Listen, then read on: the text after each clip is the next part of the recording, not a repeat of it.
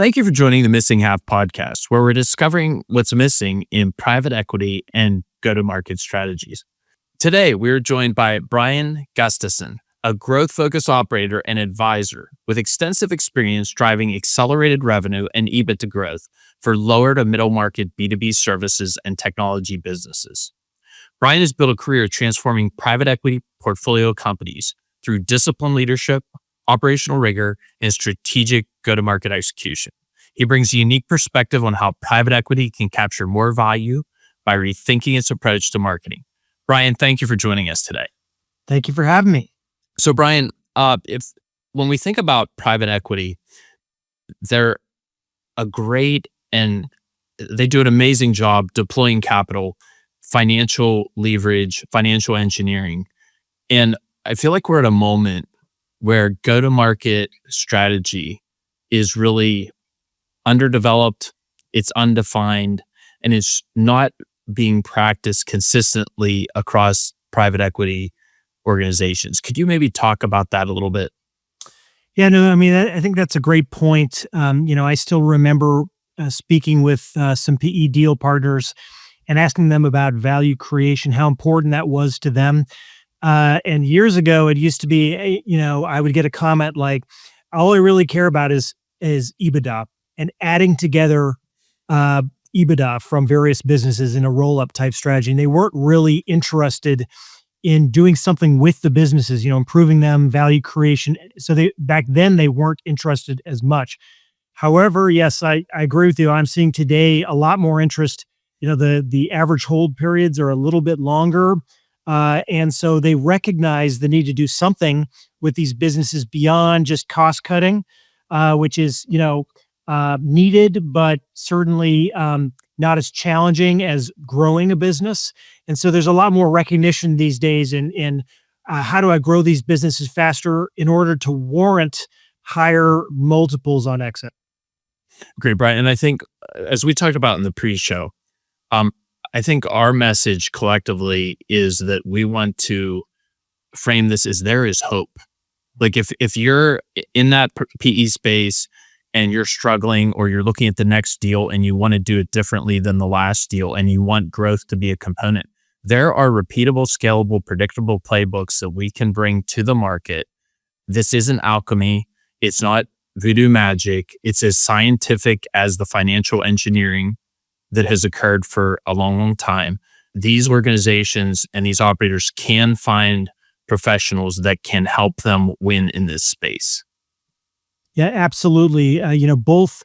I think if you look for experienced operators as well as experienced consultants like yourself, these are people who certainly they have playbooks available to them, but they also can recognize patterns.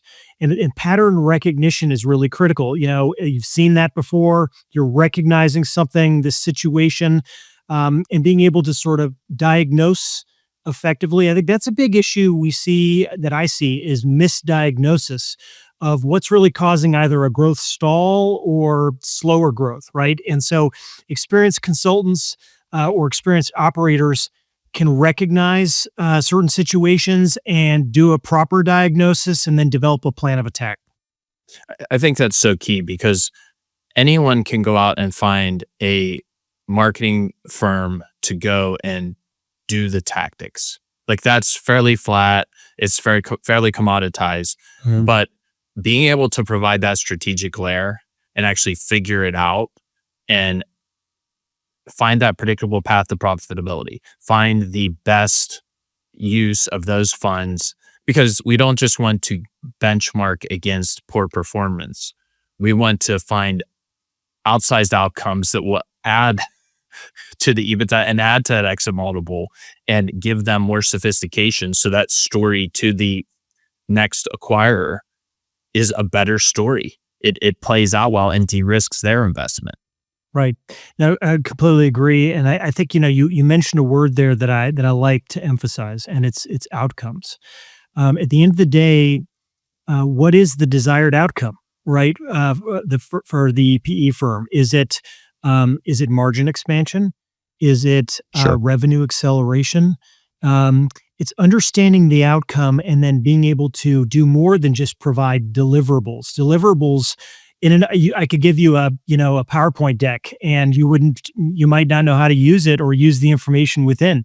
So it's less about deliverables, but doing things to positively influence or positively impact desired outcomes. And in many cases, it's multiple expansion, which is, you buy a business and it's currently at let's say a mid-level multiple, EBITDA multiple. At the end of the day, at the end of the hold period, you want to sell it at a high multiple. And to do that, in many cases, having a very strong revenue engine that includes good marketing, good sales, good customer success is a necessity. And so the outcome there is multiple expansion. You have to figure out ways, what can you do to influence the desired exit multiple? I love the way you framed that, because when we think about it, there are many problems we can work on in these firms. Maybe their biggest challenge is pricing. Maybe it's new client acquisition. Maybe it's retention and protection of the current revenue.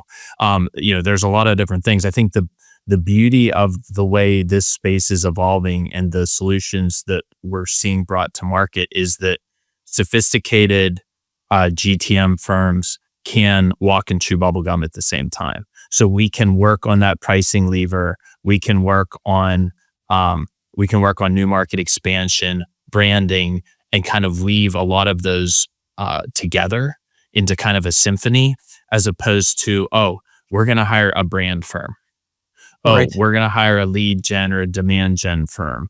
And then you have the complexity and the overhead cost of managing those multiple plays at the same time. And that's just an inefficient deployment of capital, because you're going to pay a lot, and not only pay them a lot extra, but you're going to have a resource deficit with your team of managing multiple vendors who then have to onboard, do discovery, and do all of those things simultaneously. So I Right. love the way you framed that. Yeah, I mean, I think it's easy for people to think in terms of silos, but silos are not as effective as systems. Yes. And when I think of growth, go to market for any type of business, doesn't have to be a PE backed business. I think about it in terms of a total system, and it's an integrated system. So, I agree. If you bring in multiple specialists, you're not going to get the integration that you need to see the desired impact. So Brian, let's we jumped right into it, which we often do, but let's take a step back. Sure. And let's talk about your background and what led you to specialize in this space. That's a great question. For me, I think I've always been naturally curious. I don't know if that's a good thing or a bad thing, right? Sometimes it's good, sometimes it's bad, and naturally inquisitive. And so, I started off with a sort of a business emphasis. I attended the Wharton School at the University of Pennsylvania undergrad, which was a great experience, a really good business foundation, educational foundation. But from there, I did the traditional. Actually, I did commercial banking initially because I felt like I wanted to understand data and numbers. So I started doing that. But then I did my MBA in the UK at Oxford, came back and did the traditional consulting with Booz Allen and PwC, among others, which is all good foundational advisory experience. What was interesting was a number of growth projects. And I really was curious about the mechanics behind the growth, right? I think can be easy in some cases to think at 30,000 foot level and just say, this business should expand or this business should acquire complementary service items or products. But without understanding the actual mechanics, the marketing that is involved in doing so, the sales complexity that you're introducing, what do you do with existing customer base, customer success? I think I had a lot of questions. And so I actually made a career pivot into B2B sales, which I'm forever thankful for. I really enjoyed it. And I've had a series of VP of sales and marketing roles, SaaS and some other businesses. But really the last 8 years have been working in private equity and doing either interim roles or growth-focused types of consulting engagements, including I'm with Craig Group, based out of Houston, which is a specialist or at a boutique consulting firm that focuses on growth for PE-backed lower middle market businesses, or so helping them to grow organic, helping them to accelerate organic growth, marketing, sales, and customer success. So that's what I'm doing now. But I will say I love the PE space. Like you said, it's very dynamic. There's many aspects to it where there's a lot of pressure. It's pressure filled. And Sure. so, but it's been a great journey so far, and I really enjoy helping PE-backed businesses grow faster. So you've had a very diverse background, which I think is very, very helpful when dealing with PE. Those who have not just sat in one chair for their entire career, especially I love the fact you have that sales background and VP of sales, because when we think about growth and marketing, we can become siloed and it's just simple. You do this and that and it works. Well, no, you have to integrate with your sales enablement and then obviously your customer service so that brand promise is experienced throughout the life cycle of that customer with the product or service. As you think about your experience across those various disciplines, did you start to see patterns that you're now able to really leverage as you help companies with growth and consult with these PE-backed companies? I mean, I definitely feel that having a diversified background is helpful because it provides different lenses through which to view businesses, right? And so, having the traditional strategy consulting background is helpful at the highest level. Learning how to facilitate those sorts of, brainstorming sessions, things like that. That's all very helpful. But again, at the end of the day, if the mandate in private equity is growth, it's helpful to have different perspectives, the different aspects of growth. Growth doesn't just come from sales alone, the sales team. It's, as I mentioned, integrated, right? You've got the marketing team. Marketing fuels the revenue engine, right? And you and I both love marketing. There's the Yes. marketing side, there's the sales side, and then again, in the lower middle market, I see it all the time where, uh, account management or customer success, which is driving revenue after the first sale, it's an afterthought. It's Sure. overlooked. You can't. Some of the situations I've seen, I couldn't believe the amount of revenue potential that was being left on the table. And so having the different experiences that I've had and that, types of experiences you've had too, Bill, enables us to look at things from different perspectives. And like you said, the silos never win. It's got to be systems, whether how you're looking at something or how you're operating. Systems are always preferable to silos. We're at a moment, I feel like, in this, the evolution of private equity where go to market, growth, marketing is earning a seat at the table. And I'd like to get your perspective on why that is. I have a couple of theories. I'd like to throw a couple at you and maybe talk about those. And then if you have some others, one, capital is not cheap anymore. So we have to be better, right? Or the limited partners are not happy. I think another thing is the fact, and this is kind of fun, we're starting to see absolute definitive examples of private equity backed companies that have a solid GTM program, have a solid growth program, and the numbers that they're creating, the return that they are achieving is absolutely outpacing those that don't have it. Those are two that really come to my mind as why we're seeing this moment where we can get a seat at the table. Do you agree with that? And or are there other reasons why you think this moment is arriving?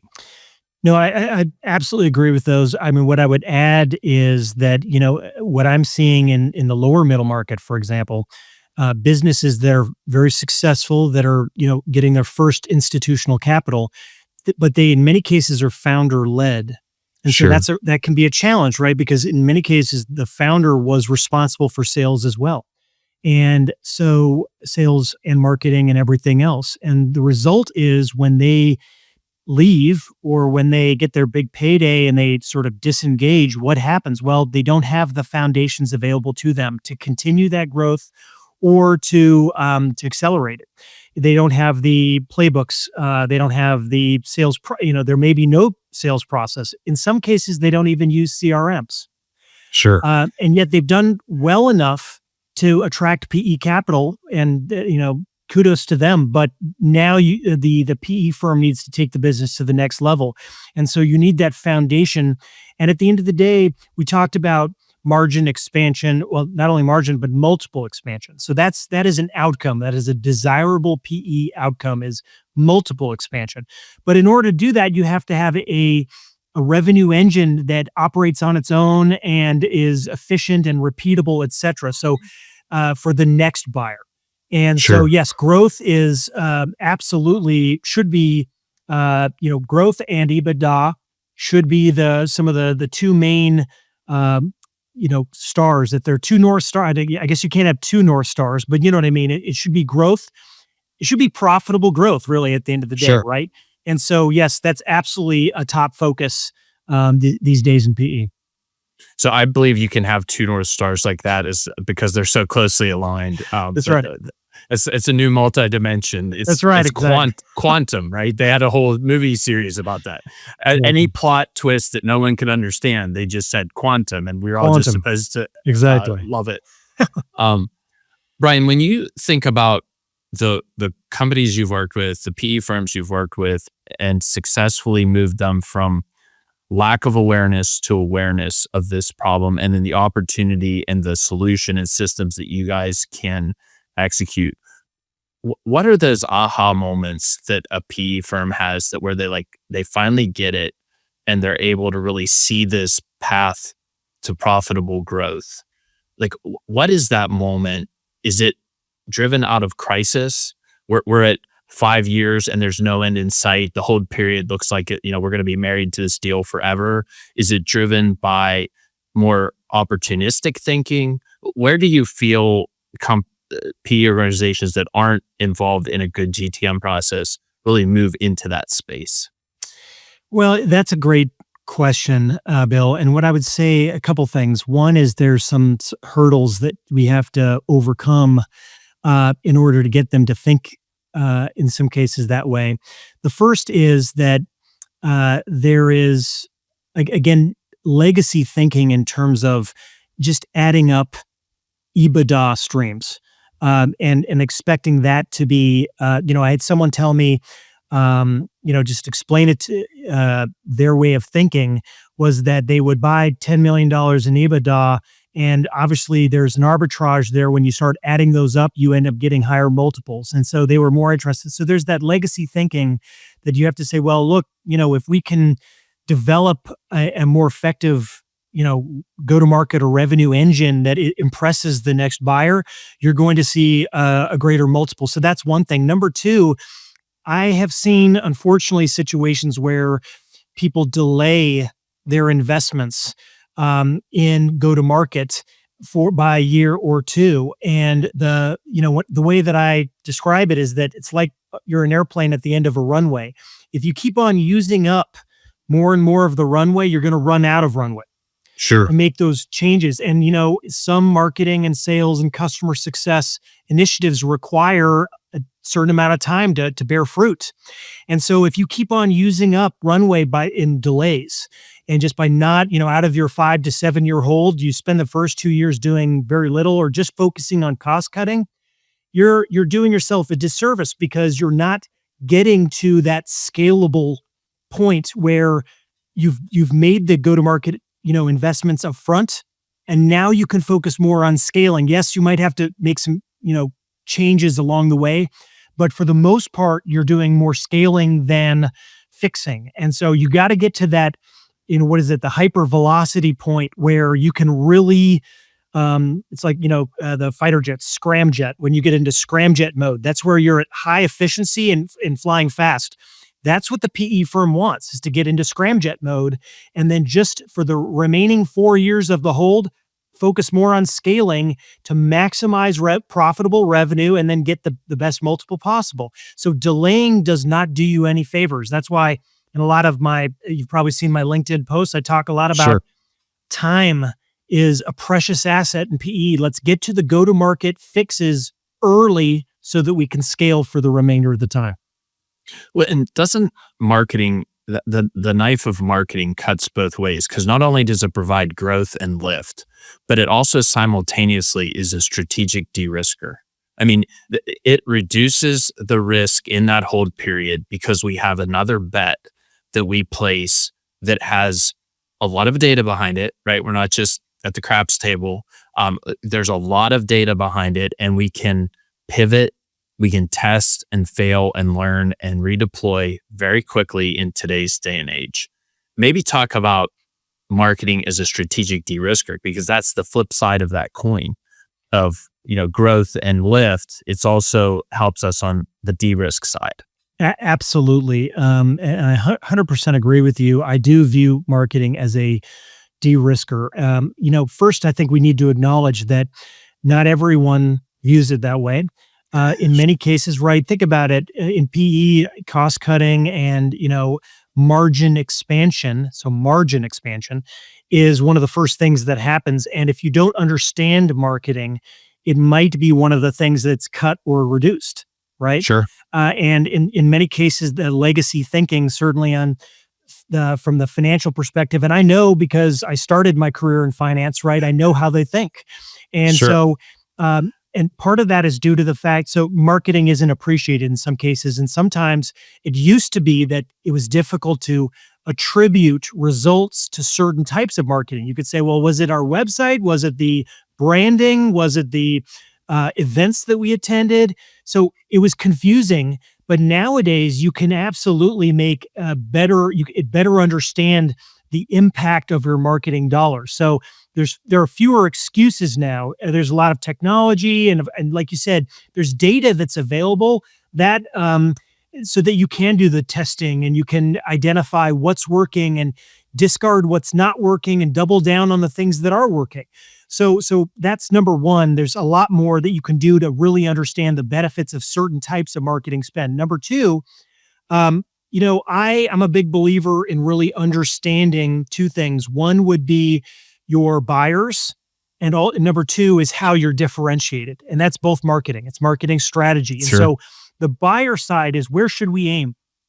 If we're going to aim, should we just work with anybody? Right? Just anybody who walks in the door? Probably not, but you'd be surprised. I mean, that's lower middle market businesses sometimes will do that to their detriment. So there's the Sure. aiming side and really understanding. And that's, we talk about ideal customer profiles and the personas within those. So how can you ensure that you're aiming at we call them best fit buyers, the best fit buyers who will actually value your offer and and will not flinch at your pricing. Sure. So that's one side of that. And then the differentiation, Bill, you and I both know everyone sounds the same today. Everyone. I mean, you look at any website, we're the best at this, we're at the best of that, best customer service. Everyone, right? Am I right though? Everyone. No one says mediocre or poor customer We're the service third like best, that. right? They don't Yeah. say that. But so the challenge is our audience is jaded. Sure. And so that means that if we spend a little more time up front, understanding our aiming, understanding the ideal customer profiles. I just worked on one project and we isolated 4 ICPs. So they were Nice. taking any business, and then we nailed it down to 4 separate verticals. And so imagine if you do that. Imagine if you really clarify your unique differentiation. Imagine if you prioritize the buying criteria for those ICPs, meaning what do they really care about? Is it pricing? Is it speed? Is it, those sorts of things? And imagine if you craft messaging that will resonate with the best fit buyers in those ICPs. That's called de-risking. If you Sure. can do those things, and then you evaluate, your lead gen channels and determine where are those best fit buyers, where are they hanging out? Where are their eyeballs? Where can I catch them? How can I influence them? And you discard, we talk about 80-20. I mean, that's a framework that I love, but I mean, what are the 20% of the lead gen channels that are really, hitting the bullseye? And can I stop spending money on the 80% that aren't? Sure. So this is de-risking a business through better marketing strategy and thinking up front? When isn't, especially when we're looking at lower middle market, a legacy cultural issue for growth strategy led by that founder is take all dollars that come. And we get it. They were the ones who bootstrapped it, who reached in the couch cushions during the early days. So they remember those hard times. And they've been successful. They've reached the moment where they're dealing with private equity.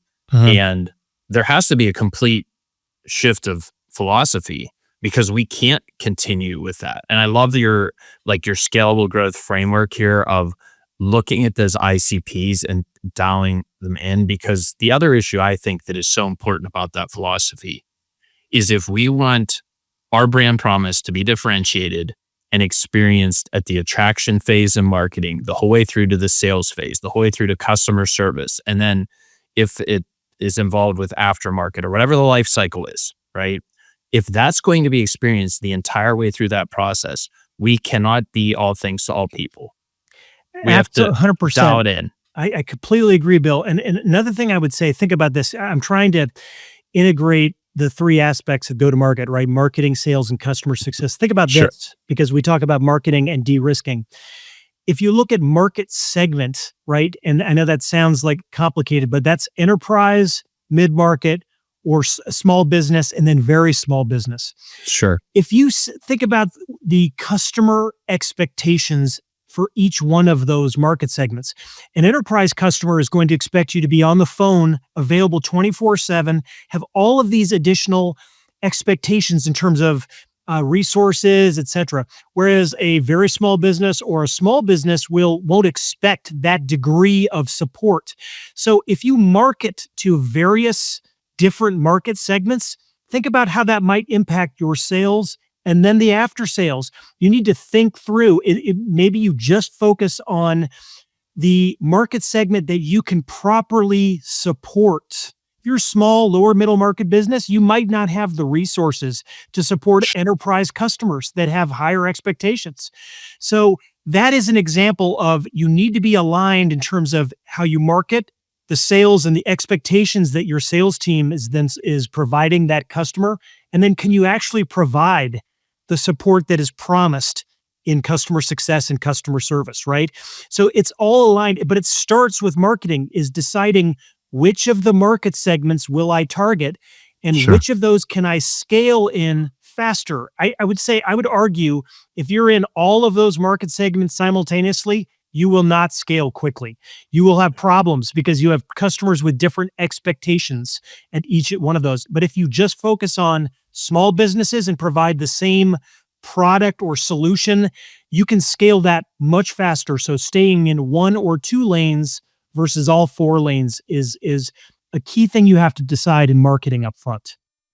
And whenever we're looking at like the financial side of this, which is where the PE firms are much more fluent and much more sophisticated, this aligns perfectly with their deal thesis because we're talking about fastest, most profitable growth. So like Yeah. the other thing, and I think this is also this message of hope and solution, is that these initiatives can be aligned mathematically Yes. with their models. This isn't just out here, alchemy and voodoo or whatever. I mean, we can dial this right back into the deal thesis and the financial projections and quantify each of these items so that when you think about de-risk, that's not feeling good.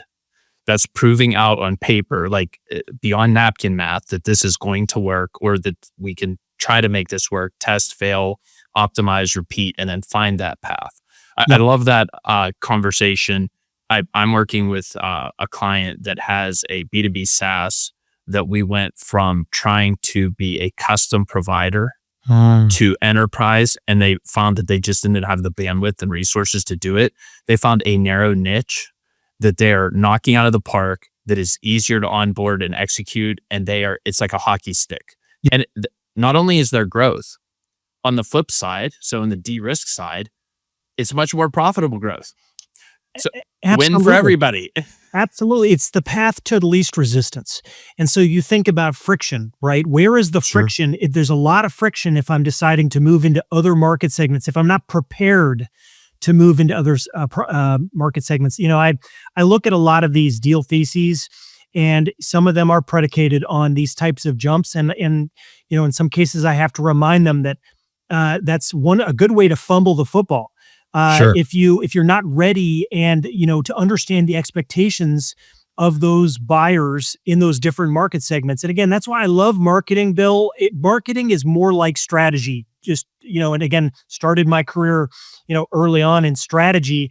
I think that's why I like marketing so much, is that there's a lot of strategic thinking in marketing about what is the path of least resistance where I can scale fastest in 5 to 7 years. I only Sure. have 5 to 7 years. How can I get the most out of it? So, yeah, there's a lot of thinking that goes on up front. And when we look at that market segmentation, we're not limiting the future expansion of that organization into those other segments. It just might be at this point in time in the life cycle of the organization, for this financial deal thesis to work, we need to dial in on this segment. And then maybe the next buyer sees that other segment as the opportunity for additional expansion. Or maybe it's a strategic and they already have that segment covered and they're just like backfilling a segment that this new organization is covered. So I think that there are so many ways that we can grow and de-risk simultaneously and really impact the results that these organizations are achieving. Absolutely. And like you said, it could very well be an add-on acquisition where we bring someone who already has the enterprise capability. And so we can Yes, just view them as, in a way, integrated, but still separate revenue streams and separate lanes that are set up to effectively address those expectations, but at the same time continue to scale in their lanes. So yeah, there's many different ways you could do it, but marketing is key to de-risking any acquisition. Agreed.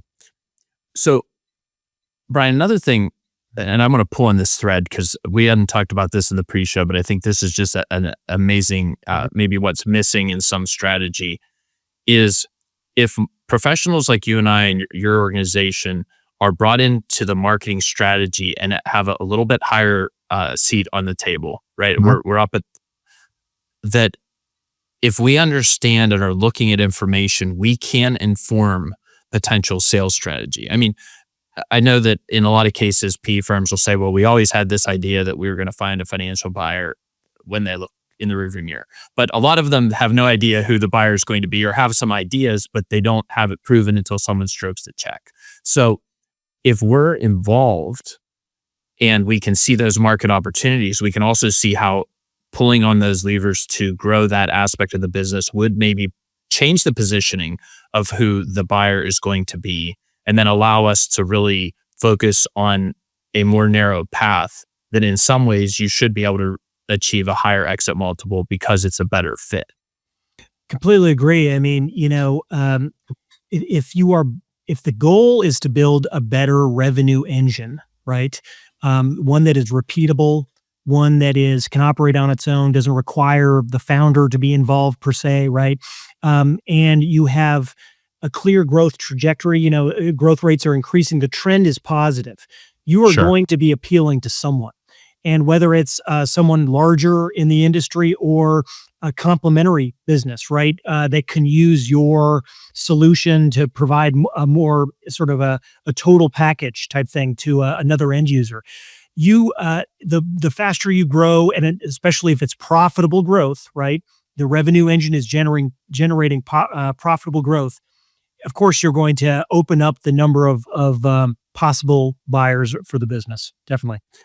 One of the things we're seeing with the number of clients we've worked with, specifically in SaaS and kind of digital products, is there are a number of acquirers that they have not traditionally probably identified in the outset of traditional, longstanding 50, 70, 100-year-old businesses that operate in that space that have no digital capability or platform and or have failed to internally generate a digital platform. Are you seeing that shift where it's not really SaaS compounding SaaS or digital products compounding on other digital products in a strategic way, but they're being married with traditional supply companies and manufacturing companies to kind of reinvent those old manufacturing companies into a forward-facing manufacturing plus digital product?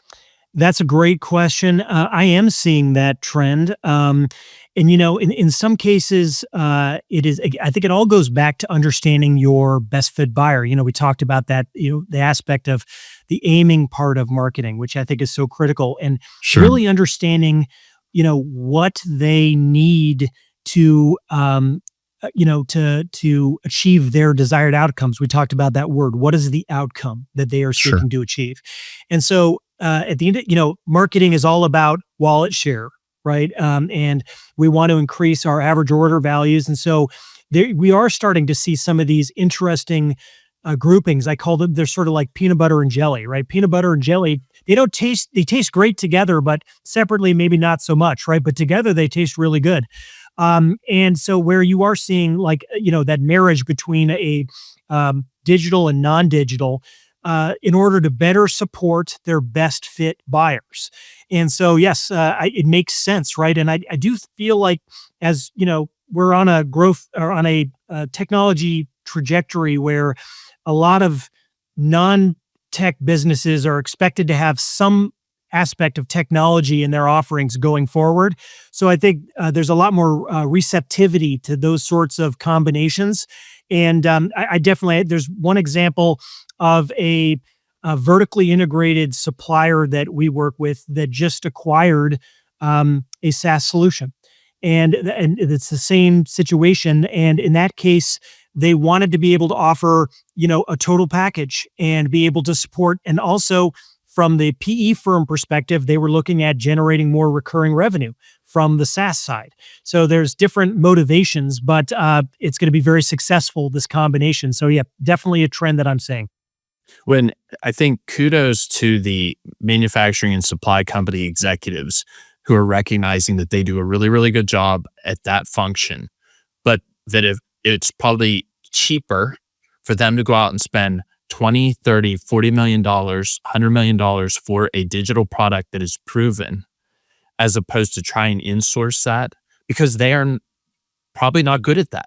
Yep. Right. Know what you're good at, stay in your swim lane, and then bolt on. So I think that trend is being recognized by those leaders. Yeah. And while it feels expensive, it's probably less expensive than them spending similar money and having a very risky and unpredictable outcome by doing it themselves. Right. And in this case, it was understanding that their primary buyers needed additional support that they currently couldn't provide. So they Sure. acquired a SaaS product that was requested by their buyer. So it all goes back to really understanding the needs and the desired outcomes of your best fit buyers. And so they did that. They, bought this SaaS business, and they're incorporating it now into a total package. It also provides a stepping stone situation. Imagine buying the software first, but then stepping into the hardware. And that was the situation. So it's an entry point for more sales and cross-selling. And so that's how, it's all marketing, right? It's looking Sure. at it's another revenue opportunity, and an opportunity to increase average contract values or average order values, and getting a new entry point with a customer, and then upselling or cross-selling from there. So you need to be able to have those things, and digital solutions are an easy way to do that, because again, once you have a digital solution, the marginal cost of adding a new customer is nothing. It's digital. Sure. So it's a great entry point for anyone that's providing a physical product, is to have something that's digital as well. So it works. That's great. And we're seeing the same type of trends. The Missing Half podcast is brought to you by 50 Capital Growth, the marketing partner for private equity and M&A firms looking to increase EBITDA and maximize exit multiples. We help portfolio companies build brand value and revenue growth through strategic marketing execution. Visit 50capitalgrowth.com to see how marketing impacts multiples. I want to pivot a little bit here and talk about due diligence. I think you're very passionate about it. I'm very passionate about marketing, product market fit, go to market strategy needs to be day zero or negative, right? Way ahead of implementation. I mean, certainly your team and my team can help if you're at the 3 to 5 year stage and you're in trouble. We can come in and help address those solutions. But in the ideal situation, let's talk about a model that could be adopted by firms with their diligence process and maybe what's missing in some diligence processes today that you think would assist organizations in doing a better job. Yeah, no, I definitely think, that commercial due diligence is in many cases ineffective, and the result is that you and I get a lot of work, right? I mean, I guess you could say we're beneficiaries of that, right?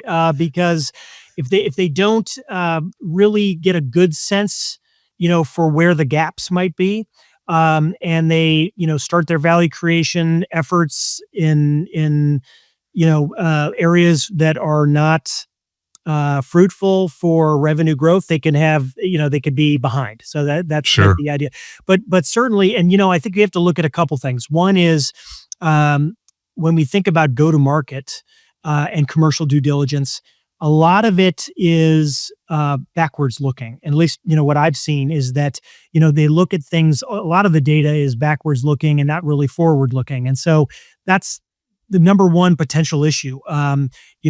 I think just because you see the maintenance records of a car doesn't mean that the car is going to operate well once you buy it, right? You need to look at the engine and determine whether you can actually drive it off the lot, right? And Sure. so, but when you think about, the way we look at it, is that due diligence is challenging at best. It's always challenging because it's a finite amount of time, right? Typically, access to the data room or to key personnel or even customers can be quite limited. So the idea is, if you want to better understand go to market and growth and so forth, you've got to use your time wisely and look at the right things. It can't just be, I'm going to look at their website and determine from just the website, is that a good website or am I going to need to change it in the first 90 days? That's not good. So that we have Craig Group, we have a very sophisticated process. We have, we look at all aspects. We look at marketing, sales, and customer success. But we look at it from a forward looking. Yes, it's helpful to look at past results, but I think the PE sponsors are interested in understanding risks as well as upside, so potential improvement areas for early value creation efforts. So that's what they're interested in. What are the risks that could torpedo this investment potentially, or set us back time-wise? Or what should we be working on? What are your recommendations? What would you have us work on first to get to the scaling mode faster, right? So, we look at things in terms of maturity as well as sophistication, or just a couple of the lenses. We have a variety of different things that we look at for marketing, sales, and customer success. We also look at, of course, we look at TAM, we look at the market. Is there runway for growth? And we do a competitor analysis. You have to be able to look at competitors to determine relative positioning. Is it all commoditized messaging? We talked about that. Everyone sounds the same, or are there unique different differentiators or value props that we could discuss? And then lastly, it's really, as quickly as possible, coming up to speed on best fit buyers and what they really want.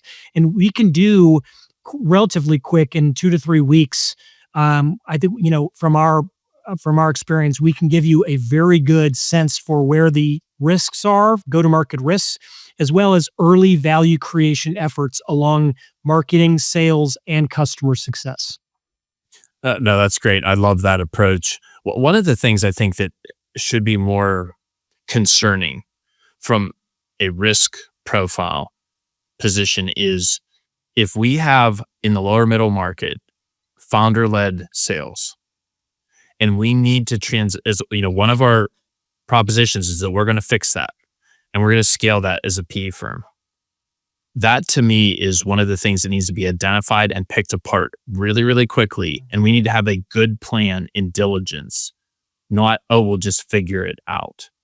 Because like you said, there's not a lot of differentiation in the market often. Like if our go-to-market strategy is we're second or third best in customer service or whatever, well, if that's your proposition, call Brian or I immediately. Like, pause the episode and call us right now, because we need to deal with it. That is a 4-alarm fire. But de-risking that founder-led growth engine that exists in a lot of these lower middle market, that seems to me like one of the highest priorities that should be on the table. Do you see that as a way forward-looking due diligence could really have an impact day one? Oh, absolutely. And, I like to say, this old saying, you can't scale a Rolodex, right? I mean, so we look at that. We look clearly, there's, worst case scenarios where a founder leaves for some reason, is the business sustainable? Right. So looking at it from a marketing, sales, customer success aspects, is it sustainable? You look at customer concentration risk. You look at, there's a variety of, macro factors impacting those specific verticals. But yes, these are all things that you would be looking at. You also look at data. For me, sort of a red flag will be how does the business look at data? How does it use data? Sure. How does it collect data? Is the data fresh data? Is it old data? How does it use data? You and I, Bill, we know that marketing, a lot of it is data. And so how quickly will we be able to come up to speed where we can start making some decisions early value creation efforts? Is it just a series of old or outdated spreadsheets? What sort of data do they have? So quality of data is a big thing. And obviously there's a data room in most cases, but if it's lackluster or not sophisticated, it says a lot. Now, keep in mind though, that PE teams look at things a little bit differently. They acknowledge risk, but they also look at the flip side of that coin, which is opportunity. Sure. So there's the risk. Is it risky or is it an opportunity for me to add value and, generate a better multiple at the end of the hold? So they will be looking at things differently. It's risky, but not so risky that it's going to risk this deal. And so they look at it in terms of gradients, grades. And so that's how we would look at it too and determine, is this a deal breaker or is it just an opportunity for improvement? No, I love that. Mhm. When we look at data and we think about the coming or ever-present AI revolution, I feel like that's going to become a bigger conversation because AI is great and can do a lot of things and a lot of things very quickly. But if the underlying data is not organized or in some cases available, the opportunity to implement AI and really get those quantum leaps does not exist. Are you seeing, and certainly we deal with a lot of data in the marketing function. So how much does that impact your assessment or like future outlook as you start to think about AI, marketing, and due diligence and then executing? That's a great question, and everyone's thinking about it in terms of how will AI evolve in terms of how it's used in private equity or in any business for that matter. I think, when we are looking initially, lower middle market, the question is, let's look at the quality of their data. Go to market, we're looking at CRM. Do they have HubSpot? A lot of the lower middle market businesses don't use Salesforce. Maybe they're not there yet. Some do, but a lot of them use HubSpot and some other competing vendors. We work with all different types of CRMs, but the question is just having a CRM isn't good enough. It's how do you organize the data? Is the data fresh? Is it, the hygiene? Is it updated? Is your sales team, if the founder's the only salesperson, has the founder really updated the data effectively? Maybe, maybe not. If there is a sales team, are they incentivized to use it? In some cases, we're seeing situations where they don't get their commissions if they don't update their data, which I recommend. Ooh, That's a I love great that. way to make sure that the data is at least more up to date. But the question is, what are you doing with the data? Can you segment the data? Can you use it to prioritize outreach? Are you identifying quality? Are you able to now, using the data, qualify new opportunities based on win-loss analysis. We keep on losing in this vertical. So, chances are we're not going to work with anyone. We don't have the value proposition or the product marketing fit in that vertical. So it's, what is the data telling you? And so both on the due diligence side, as well as you've signed the deal and you're starting the value creation or the go-to-market plan side of things, the data is critical. And so for me, it's all about understanding it and validating it before I can really develop a plan of attack. And so it's critical. As far as AI, yes, AI will enable us to do a lot more. And the teams that are using AI should do better than the teams who don't use it. It's just that now we're seeing people are more or less dipping their toes in the water. They're using it. The good thing is, though, a lot of the ways that we automate, whether it's CRM or other things, they're incorporating AI themselves. So there's so many, Microsoft has Copilot. There's so many different ways for you to, start testing your use of AI, whether it's for revenue generation or cost reduction. Many different ways to use it. Absolutely. And Brian, let's talk about maybe some fast fire questions as we kind of close this out. If you and I keep going, we're already at an hour. Yeah. How did that happen? We could be here for 6 hours. Sure. No one will watch that long, right? Like you and I'll play it back and enjoy it, but nobody else will watch it. So some closing reflections, like when you look across the PE landscape, what's the single biggest shift you'd like to see in how firms think about marketing? I think that PE firms need to see it as a very worthwhile investment. If marketing is the fuel for the revenue engine, then they should be looking at marketing differently. It's a de-risking function as well in terms of aiming better, generating better leads, generating content that helps your buyers understand you better so that when they ultimately get to sales, it becomes a much easier, a thing to do. I mean, I always say effective marketing makes selling easier, right? So yes, let's generate the content along the buyer journey so that the buyer is well informed and understands your value proposition by the time they, reach out to sales. They're already 80% of the way there. Then the selling part is much easier and you're going to have higher sales conversions, which leads to higher revenue, which leads to a higher exit multiple. So it's all connected. Marketing is the tip of the spear. It needs to be respected. There needs to be good investment. Doing it better means selling will be easier and you'll have happier customers who will stick around longer. It's all connected. That's what I'm trying to say. And the end result is a revenue engine that is efficient and effective and is worth a lot more to the next buyer. With that being said, if there's a portfolio company CEO listening, what do you think is like the first next practical step? They're listening to what we're saying. They feel that we're somewhat credible. We have some authority on this space. We have some idea what we're talking about. And that's great. And we're inspiring activity. What would be that activity that you would recommend to them as that first next step for them as they go on this journey of prioritizing marketing and focusing on that growth engine? Well, I mean, I think everyone should appreciate an objective viewpoint.